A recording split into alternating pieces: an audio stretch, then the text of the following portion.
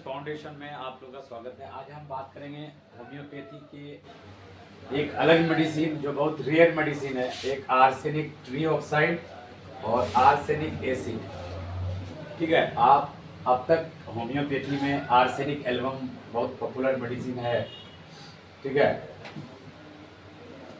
आप इनको सुने होंगे आर्सेनिक का, लेकिन ये जो आर्सेनिक ट्रीऑक्साइड है और ये आर्सेनिक आपका जो एसिड है, इनकी फार्मूला यहाँ पर आपको AS2 और ऑक्सीजन यहाँ पे 3 और 4। तो इनका असल हम यूँ समझेंगे कि DNA फर्मेंटेशन क्या चीज़ है। तो इस मेडिसिन का सबसे अहम काम होता है कि अगर आपको पास कोई क्रोनिक डिजीज़ है, ठीक है, तो DNA फर्मेंटेशन खास करके इनफर्टिलिटी के केसेस में, फोरेंसिक साइंस में और जेनेटिक चेंज में, ठीक है, और आपके जो कैंसर जैसे ट्यूमर हुआ, इस तरह की जो है स्टडी करने के लिए यूज की जाती है, तो DNA फर्मेंटेशन के लिए। तो अब क्या होता है कि जब क्रोनिक केसेस होते हैं, ठीक है, जहाँ पे आपके डेड सेल जो होते हैं, ठीक है, जहाँ पे डेड सेल आपके जो है ना, उनको ब्रेक डाउन किया जाता है। ठीक है, और इसी केसेस को एपोप्टोसिस कहा जाता है। ठीक है, तो अब हम समझेंगे कि होम्योपैथी की मेडिसिन इसमें कैसे कारगर है और ये किस तरह से ये हम आर्सेनिक एसिड और आर्सेनिक ट्रीऑक्साइड को हम इसमें ला सकते हैं। तो देखिए, ये मेडिसिन अब तक इतनी प्रूविंग नहीं है, लेकिन आपके पास अगर ऐसे केसेस आते हैं जो क्रोनिक केसेस आते हैं, आप अगर नॉर्थ इंडिया से बिलोंग करते हैं, तो नॉर्थ इंडिया में क्या है, नॉर्थ इंडिया में जहाँ पे गर्म मौसम है, ठीक है, यहाँ के आपको इंडिया में मोस्ट ऑफ इलाका या फिर मोस्ट ऑफ एरिया रीजन ऐसे दिखा जाएगा जहाँ पे आर्सेनिक पानी में काफ़ी तादाद में पाई जाती है। ठीक है, तो अब कुछ केसेस ऐसे हैं कि आर्सेनिक एक टॉक्सिक है, ठीक है, लेकिन यह इतना टॉक्सिक है कि इसकी DNA लेवल, इसकी रीच जो है ना, DNA लेवल तक है, आपके DNA को डैमेज कर सकती है अगर डायरेक्ट फॉर्म में अगर ली जाए आर्सेनिक का। तो हम लोग के एरिया में पानी हम लोग अगर बोरवेल से पीते हैं तो खास करके हमको टाइफाइड होता है, ठीक है, जहाँ पे हमारे लीवर में प्रॉब्लम होते हैं।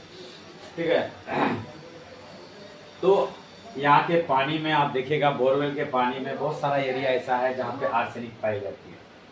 ठीक है, तो अब आर्सेनिक एक टॉक्सिक सब्सटेंस है।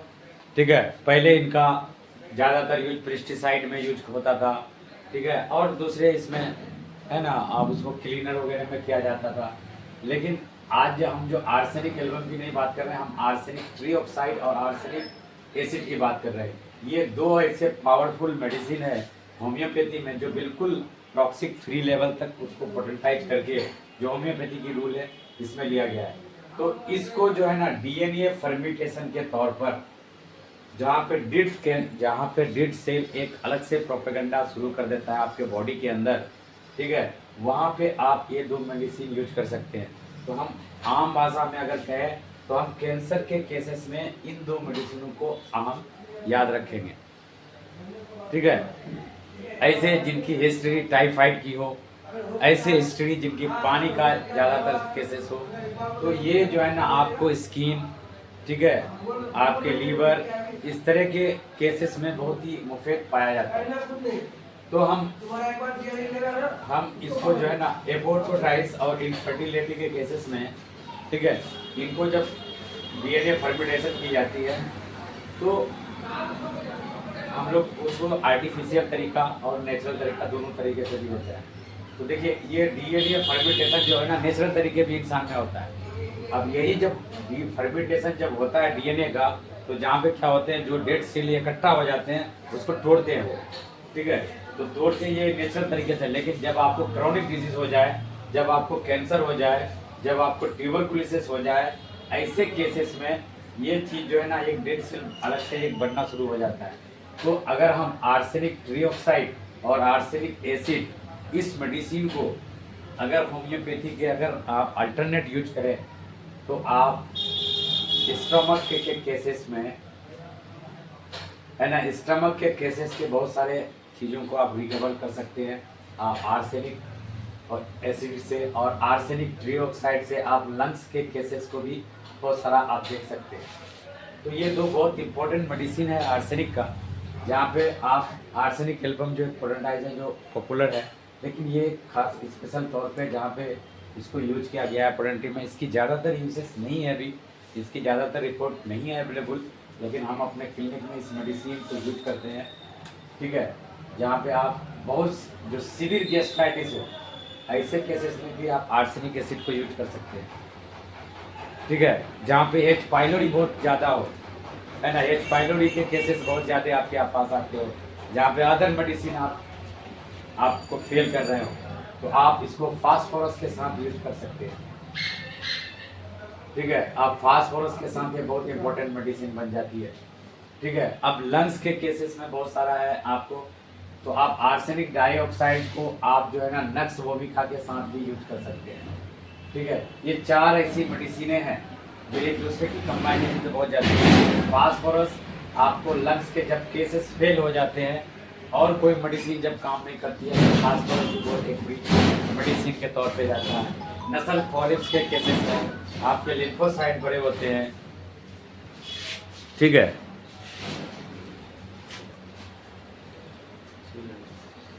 तो आप जैसे आर्सेनिक आप अगर स्टमक के केसेस हैं तो ये तीन मेडिसिन को आप लगा सकते हैं। देखिए, आप नक्स ट्राई करें, केस काम नहीं करें, आप फास्फोरस पे जाएं। ये इसके बारे में बड़ी अफवाहें हैं इस मेडिसिन के बारे में, फास्फोरस में कि ये मेडिसिन जो है ना काम नहीं करती है। ठीक है, तो और ये मेडिसिन के बारे में कहानी है कि ये बहुत डिफेक्टिव मेडिसिन है, इसको ज़्यादा नहीं लेना चाहिए, लेकिन आपके पास केसेस ऐसे हो सकते हैं कि आप इस मेडिसिन को आप रिपीटेड ले सकते हैं। जब ये मेडिसिन फेल करती है आप आर्सेनिक एसिड की तरफ जा सकते हैं। और फिर हम आपको देखेंगे कि ये आपके स्टमक के केसेस है, लेकिन लंग्स के केसेस में हम देखेंगे कि जब नक्स आपको स्टार्ट करते हैं, ठीक है, उसके बाद आप फास्फोरस की तरफ आते हैं। ठीक है, ये लंग्स की भी बहुत बड़ी अच्छी मेडिसिन के तौर पर दिखती है। ये तो बहुत बड़ा प्रूफिंग है, नक्स का भी प्रूफिंग है, लेकिन आर्सेनिक ट्रीऑक्साइड को भी आप देख सकते हैं। जब लंग्स के केसेस आपको यहाँ पे नहीं सुधरे तो फिर आप ट्रीऑक्साइड की तरफ आप लोअर पोटेंशियल में जा सकते हैं। तो ये था आज आर्सेनिक ट्रीऑक्साइड और आर्सेनिक एसिड। Thank you.